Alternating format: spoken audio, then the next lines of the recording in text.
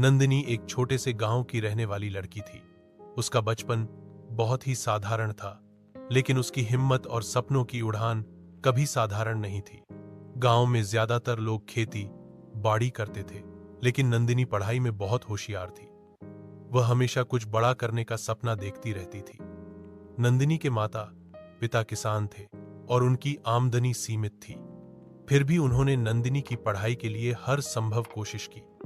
नंदिनी सुबह जल्दी उठकर अपने खेत के कामों में मदद करती और फिर स्कूल भागती। लोगों को यकीन नहीं होता था कि इतनी छोटी सी लड़की इतनी मेहनत कर सकती है, लेकिन नंदिनी की लगन देखते ही बनती थी। स्कूल में नंदिनी हमेशा टॉप करती थी। उसके सपने थे डॉक्टर बनने के, ताकि वह अपने गांव के लोगों की सेवा कर सके। गांव में अस्पताल बहुत दूर था और मरीजों को बड़ी तकलीफ होती थी। नंदिनी ने बचपन से ही यह देखा था और वह चाहती थी कि वह इस समस्या का हल निकाले। समय बीता और नंदिनी ने 10वीं कक्षा की परीक्षा में सदर जिला में पहला स्थान प्राप्त किया। यह खबर पूरे गांव में फैल गई और सभी ने उसका हौसला बढ़ाया।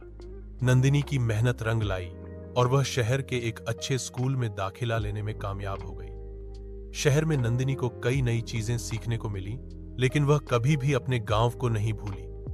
उसने शहर की पढ़ाई के साथ साथ गांव के बच्चों को भी पढ़ाना शुरू किया।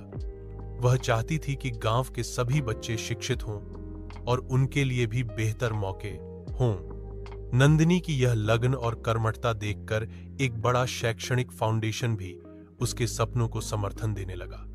फाउंडेशन ने उसकी मेडिकल परीक्षा की फीस और जरूरत की सभी सामग्री उपलब्ध कराई। नंदिनी एक मिसाल बन गई थी कि गरीबी कभी सपनों के बीच दीवार नहीं बन सकती।